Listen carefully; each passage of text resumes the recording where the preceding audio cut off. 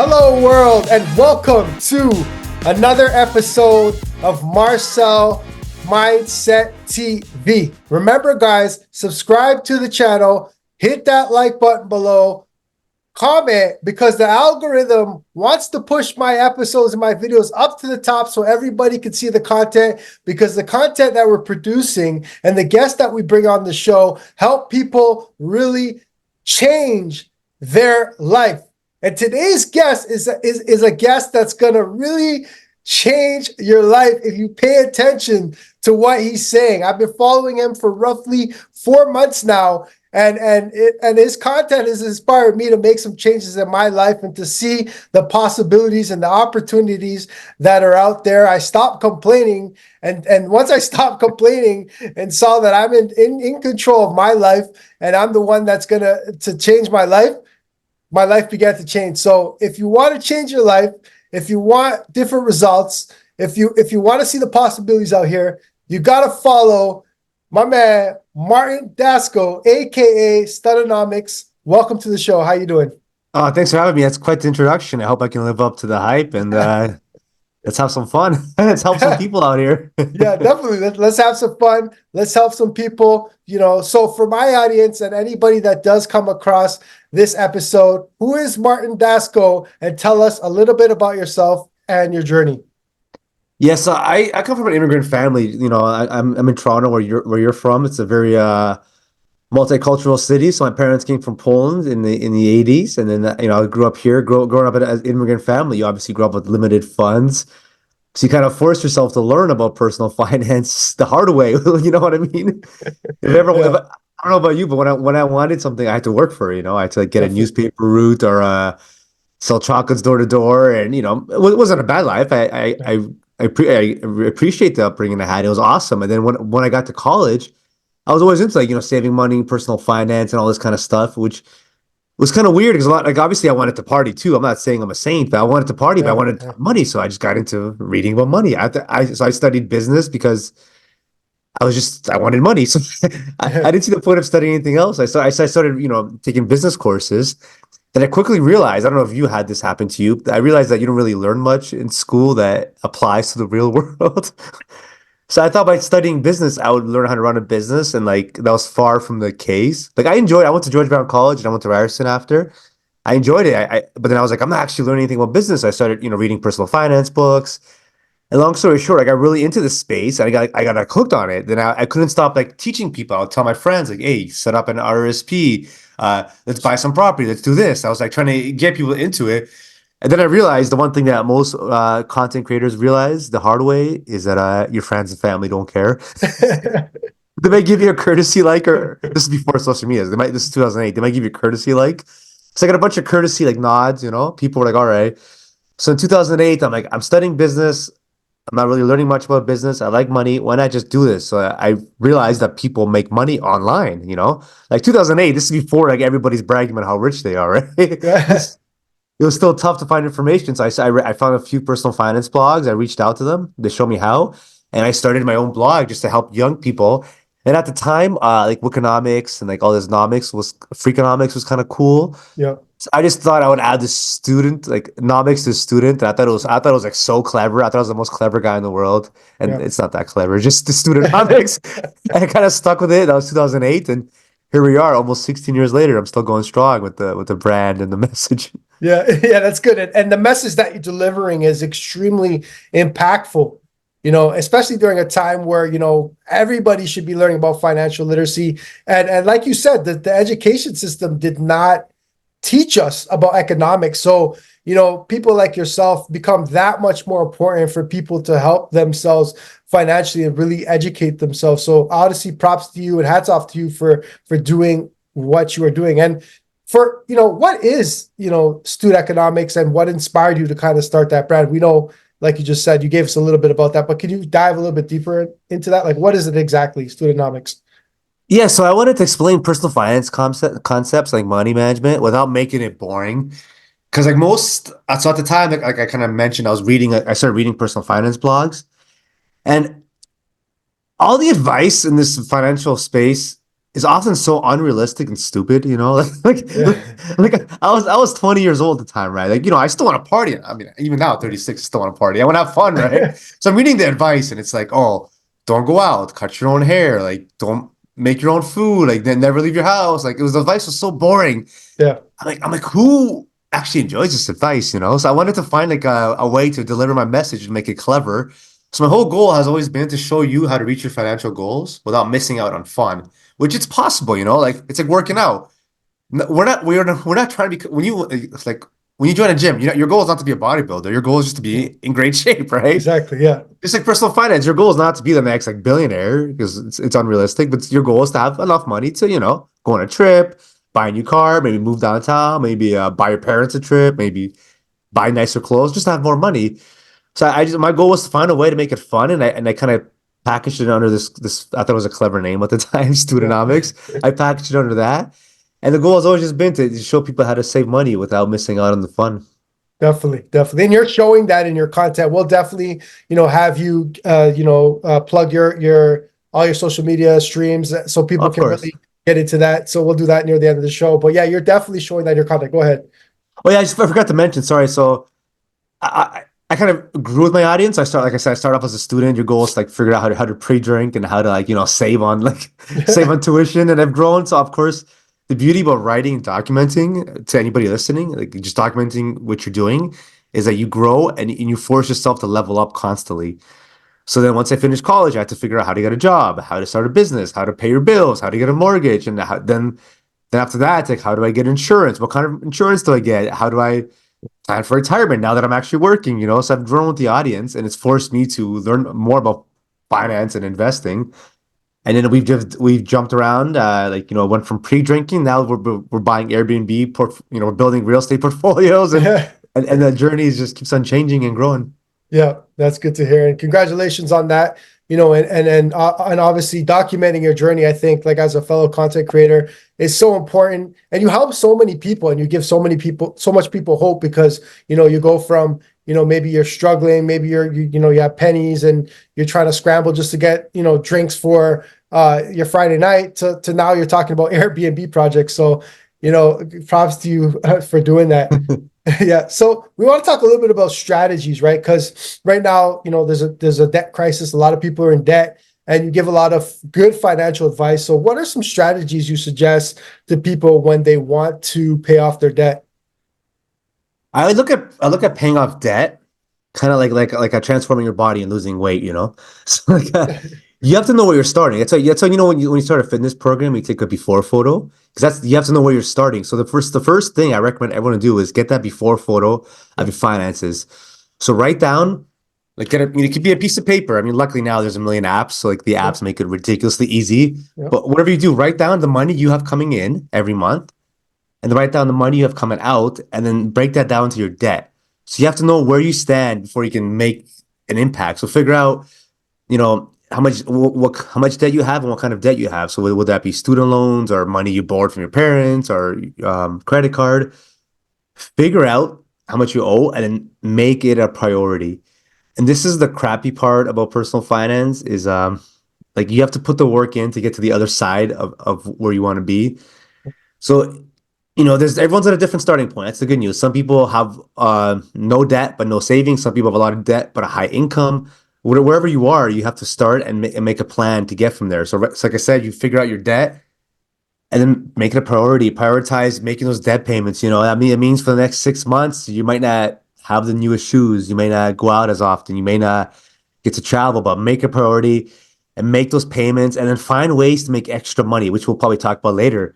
But you have to figure out how you can, speed up this process too. It's like when you're losing weight, right? Like you're eating better, you're seeing results, but at some point, like, okay, maybe if I added more cardio in or if I lifted more weights, I would speed up this process. So Right. we could probably discuss this next, but get a side hustle, start some sort of a business, find a way to make more payments because there's nothing better than paying off your debt because then you'll know that every dollar you earn is yours.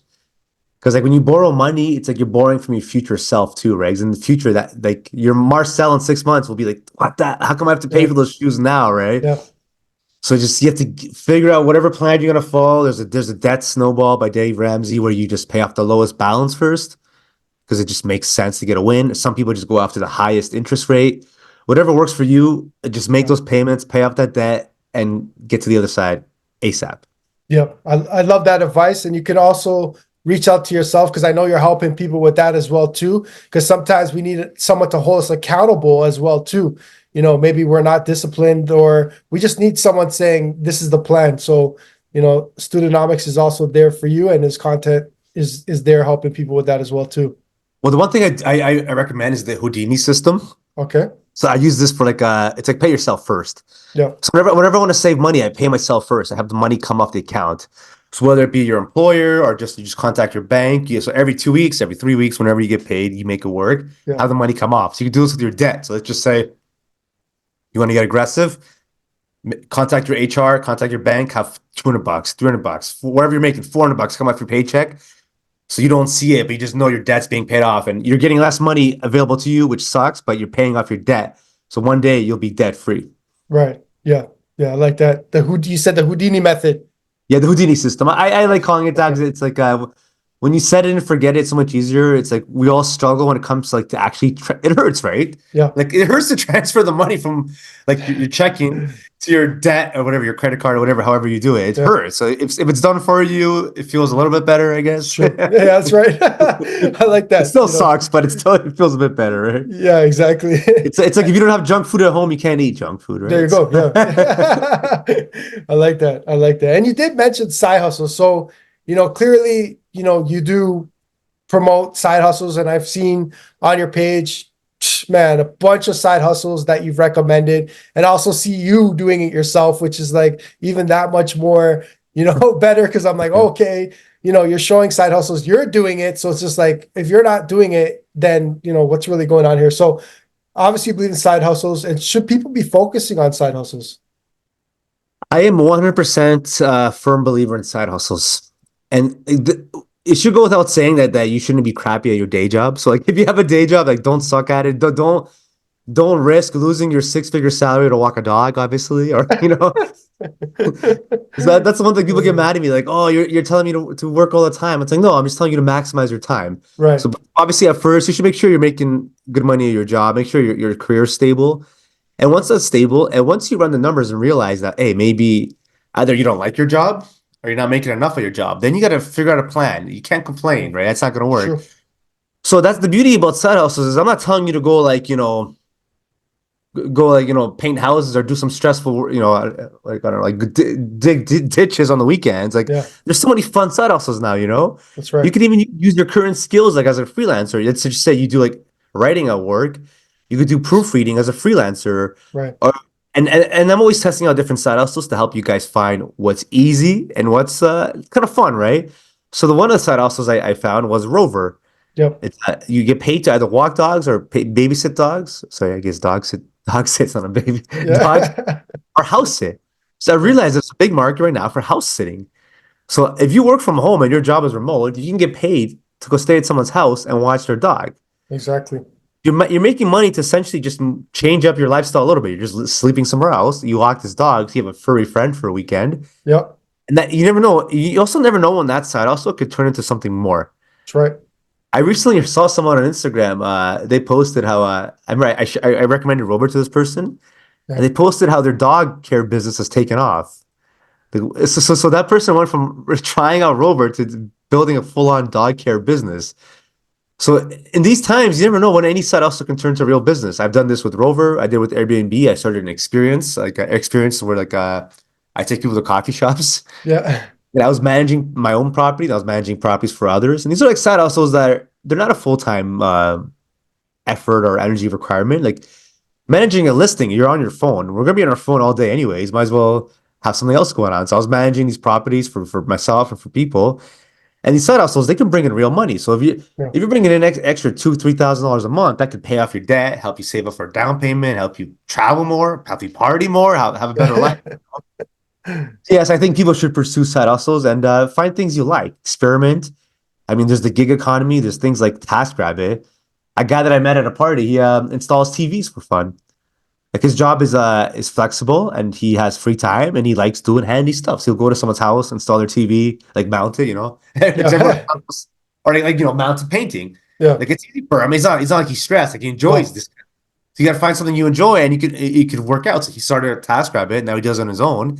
And like, what a cool side! Also, in your free time, you go meet new Yeah. people. You're setting up TV mounts, which you're good at. I mean, I'm not good at that, so I wouldn't do that. Yeah. But there's something for everybody out there, you know. Yeah, exactly. I love that advice. There's something for everybody out there, and I like how you said if you're already doing something at work, whether you're writing, then you could write, on the side, you can freelance. If you're working in mental health, maybe you can be a life coach. So Yeah, there's so many different ways that you can, have a side hustle for yourself. So I really like the advice that you're giving out, and like something simple as dog walking, and that can help you pay off your debt. If you like to party, that can fund that, yeah. or like to travel, that can fund that. So side hustles are something I also experimented with as well too, and I support that, and I like how you're actually pushing that as well too.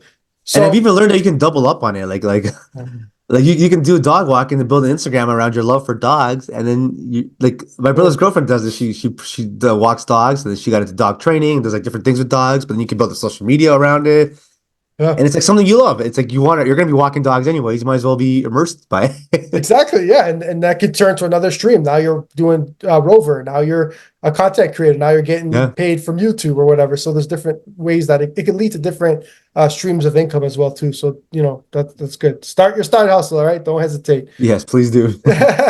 So do you believe that everyone can become financially free, or is it a select few?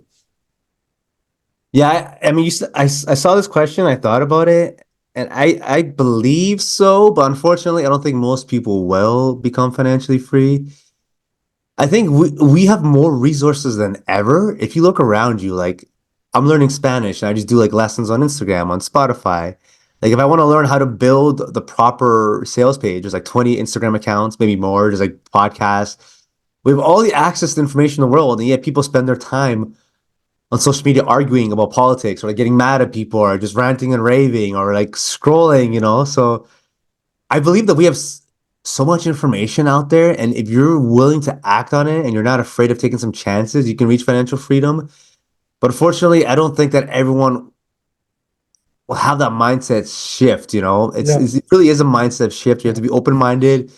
You have to accept that you can't control everything. You really can't.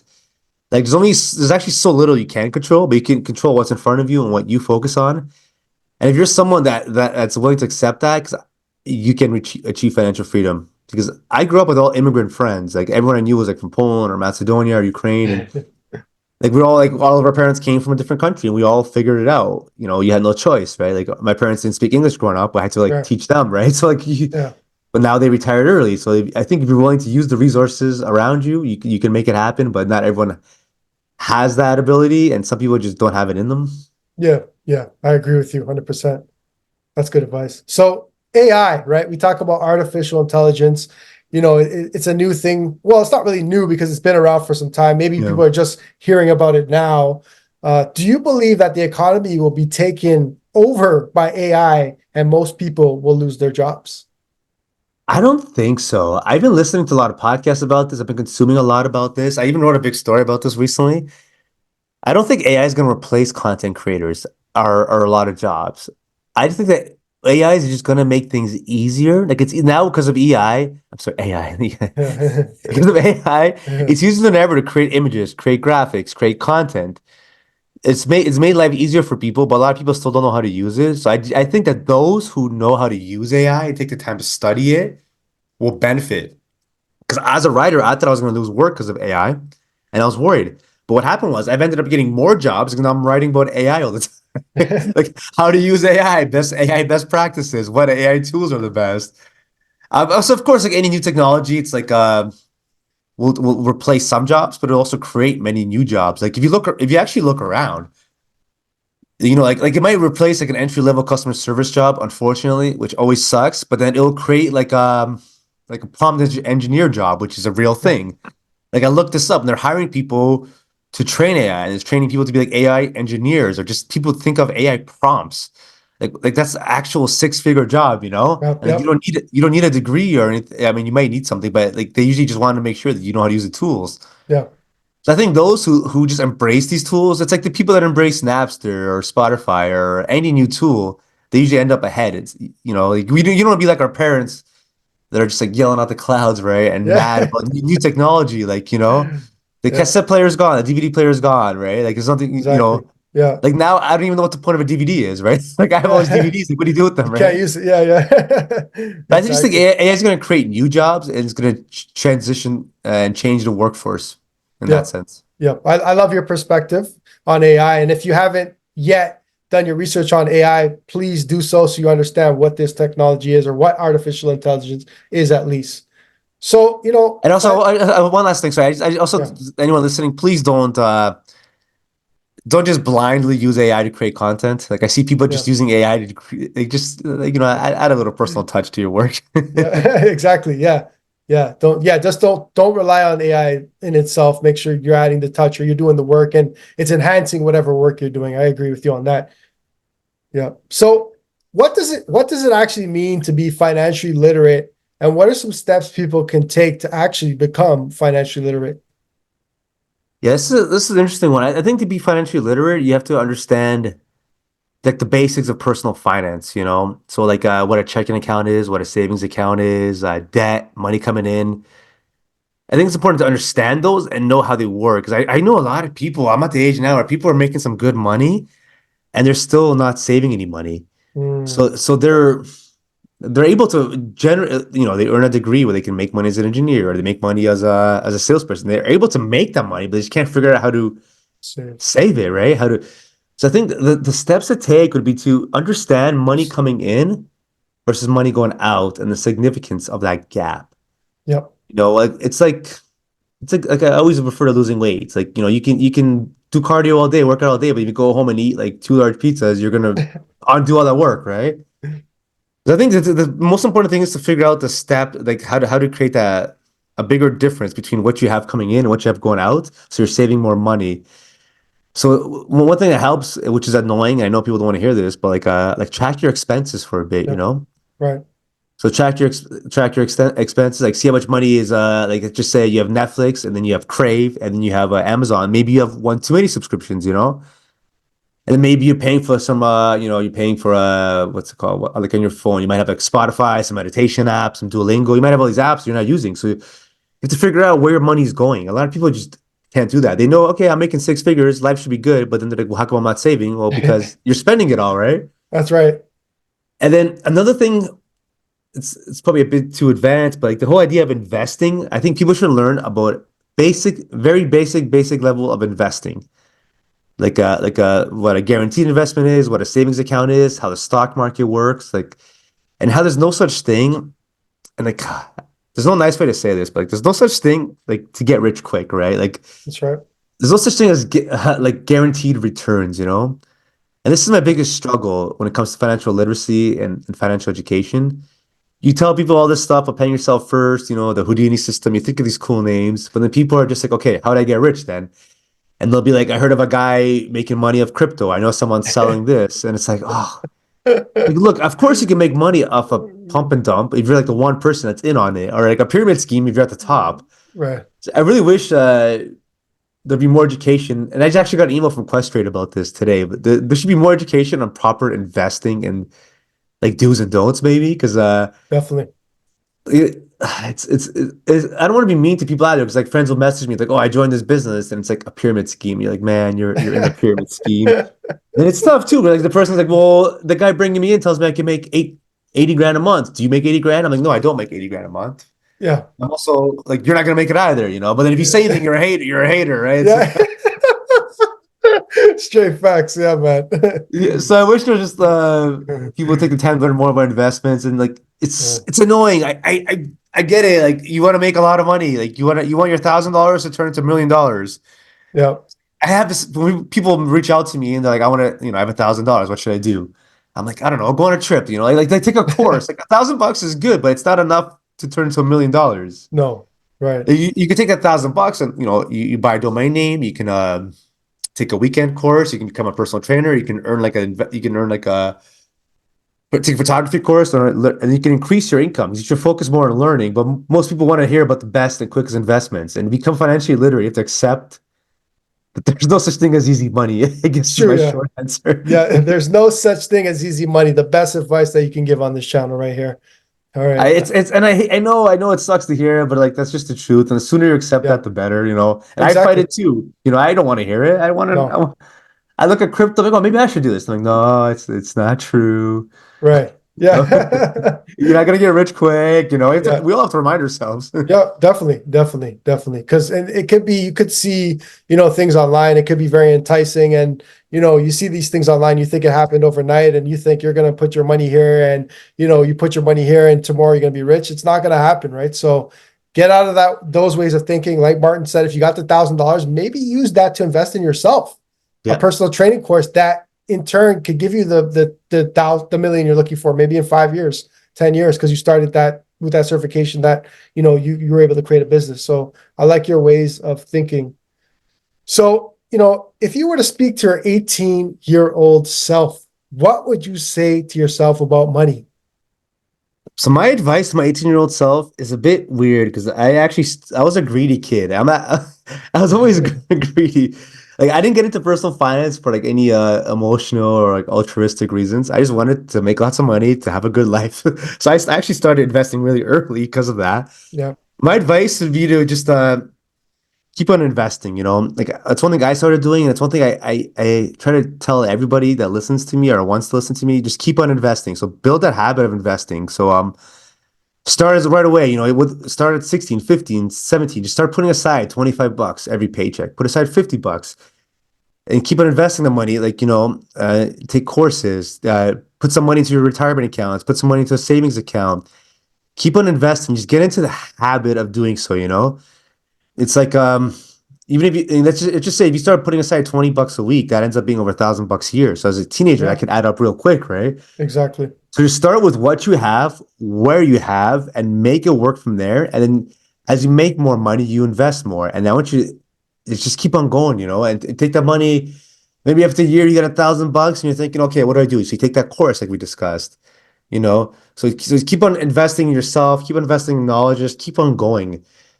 And it's one thing I have done, but I wish maybe I did more of, like more courses, more investments. Like you have to get into the habit of investing in yourself. You know, whether that be a weekend course, a mentorship program, accountability group, you go to conference, just keep on doing it all the time. Like I've done it, but there's times where I don't do it for years. I'm like, oh, I'm just gonna save this year, no conferences. It's like, no, you gotta go to that Yeah. conference, you gotta read that book, you gotta take that course, go to that event, and just get to keep on going if you want to get to the next level in life. Yeah, I agree with you 100%. That's some good advice. To the 18-year-old there that has time on their hands, take that advice and don't just listen. Make sure you are applying it. So invest and invest in yourself. All And right. also, it's So, important to know that sometimes what you're doing will not look like success, yep. and that's okay. Like you're Yeah. putting aside $20 a week, it's adding up slowly, very slowly, but it's Yeah. also surely adding up. Or you work on growing that Instagram, you work on that podcast, that YouTube channel, you're trying to learn a language. It doesn't, or you're trying to become a photographer. It's not working well. You look like you're not successful, but that's just temporary. Like you're eventually going to get the results you want, and it may take you longer than most people, right? Sometimes the biggest curse you can have is to get instant results, right? Because then you think you've made it, you think you've got it all figured out.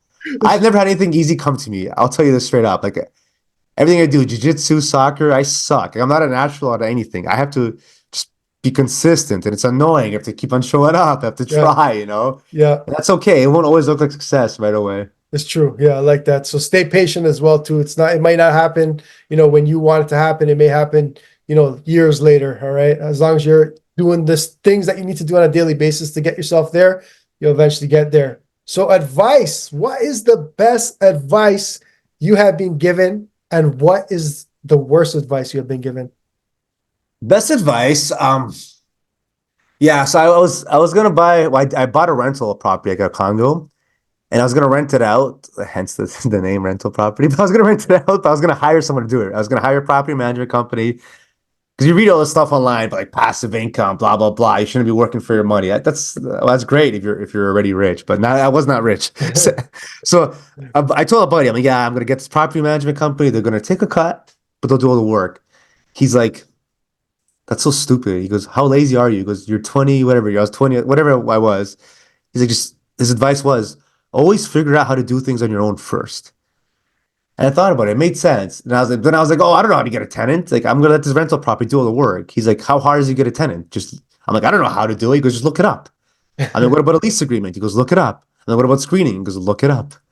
So surely I looked it up, and of course, there's like 1,000 articles about every topic: how to find a tenant, how to get a lease agreement, how to screen tenants, how to be a good landlord. So the advice of like learning how to do it on my own, well, not only did it save me from that property management company, but then I ended up like doing this so many times, I started getting paid to do it. People like my friends that hire me, be like, hey, can you help me get a tenant? I'll hire you. And I just turned that into another side income stream, all because he suggested that I do it on my own. And I was like, why wouldn't I do it on my own? Like, why hire a company? Like, sure, they'll do all the work, but then they're taking so much money. I could just, but I mean, well, I make like what 10 phone calls and I save a couple $1,000, you know? No, no, exactly. Yeah, so that Yeah, was definitely the best advice. the best advice. Yeah, and then what was the worst advice you've been given? I thought you hear this too as a lot in Canada, maybe or wherever, but like the worst advice I've had is from like older people who are like, "Oh, just get a unionized job or get a job whether you like it or not, and just suck it up." Yeah, Like, I have friends who just accepted the first job they found, like after high school or college, and they hate the jobs. yeah, but And it was the same advice that I got. It's like, yeah, just get a job. Who cares? You don't have to like it. Just suck it up. You get a good pension. You retire at 60, 65 for the pension, which is great advice for a lot of people. But man, like I'm 36 now. Like 65 is still another like almost 30 years, you know, like it's like to spend your life doing a job that you hate just doesn't seem like the right choice in my opinion. yeah, And a lot of people tell you this, and also your family doesn't want to see you get hurt. So yeah. like they don't want like if you start a podcast, chances are it's gonna not be a success. Your family will tell you like Right, get a real job, get a right. real career. But it doesn't matter if you like it or not. Just work this job, and then you're like, okay. And that's why you see a lot of miserable people. There are jobs they hate, and then you put Yep, in 10 years, and then you can't leave. Now you're almost 40. You're like, oh, my pension comes up in 20 years. Might as well stick around. So you spend your life at a job you hate. It's like, oh, I get it. If you have to do what you have to do sometimes, but man, if you have a choice, like you might as well enjoy what you're doing with yourself, in my opinion. I agree. No, that's great advice for our audience out there that who's been told that, just get that union job or whatever. No, take that risk, take that chance. You got that one life. Go for it. Is it going to be easy? I'll be the first to say it's probably going to be the hardest thing you've ever done, but in the end, it will definitely be worth it. So, And so many people stay at their first job they got and they hate it. It's like, oh, like yeah, like they just stay there because it's the first job they got. It's like you don't even know what your options are. Imagine marrying the first person you kissed or went on a date with, you know? yeah, yeah. Oh, you'd be miserable for sure. Yeah, At like least I would be. yeah. Try some jobs out, even switch if I'm not saying you have to be an entrepreneur and go on No, Instagram, no, definitely not. No. but there's so many different options than being stuck on a job you hate just because your parents are like, oh yeah, it's safe. Okay, great. Exactly. No, for sure. Yeah. Yeah. There's always options out there available to you. Always. Yeah. So, I don't know about you guys, but this mentality that, Martin has, you guys are going to want to embrace it. You guys are going to want to go and follow him because, with this mentality and it's a special kind of mindset that you have. And if you're able to have this type of mentality, you're going to see your life begin to change. You're going to begin to see opportunities come into your life. Your whole life is going to change with the type of mentality that Martin has, and I everything you said, I'm agreeing with, and your mindset and your mentality is even inspiring me to continue going, right? So thank you for that. And we are coming to the final question on the show, but I just want to say, this has been an honor to be, in your presence and to learn from you, and I hope other people as well, are learning from this episode. And watch this a few times. Watch this episode a few times, take notes, and take what applies to you and for you. All right. Yeah, thank you so much. Yeah, I'm easy to find. Yeah, yeah, definitely. So, our final question, and then we'll give all your information so people can find you and connect with you. In one sentence or less, when you hear these words, what come to mind? Inflation, Everything's expensive. money, The key to a good life. financial literacy, Knowing when to invest and when not to invest your money. cryptocurrency, and Bitcoin. Uh cryptocurrency. So I thought it was separate. Cryptocurrency is something worth learning about. Yeah, yeah. And Bitcoin. Worth learning about, but please be cautious. Yeah. Financial freedom. The ability to live life the way you want to. And AI. The future of work. I like that. Martin Dasco says Studenomics. Studenomics, yep. Studenomics, thank you for coming on the show. Valuable information dropped here on this episode. How can people reach out to you? Yeah, it's simple. Studenomics on Twitter, X, whatever you call it. Same thing, Instagram, Martin Dasco, Facebook. If you want to add me there, just don't invite me to your pyramid scheme, please. Or LinkedIn. Yeah. Anywhere you want to find me, I'm there. YouTube, Martin Dasco, you'll find me. Easy to find. Send me a message, leave a comment, and I'll do my best to get back. Yeah, great. Thank you very much. It's been an honor, a true pleasure having you on the show. Thank you very much for all the value that you provided here today. This episode definitely has leveled up my life, and I hope that the audience viewing the show, has also leveled up your life. Make sure you subscribe to the channel, comment below, hit the like button, and most importantly, make sure you're sharing this content. Let's make this content with Studenomics go viral, all right? Awesome. Thank you, guys. Thank you. Take care. Peace.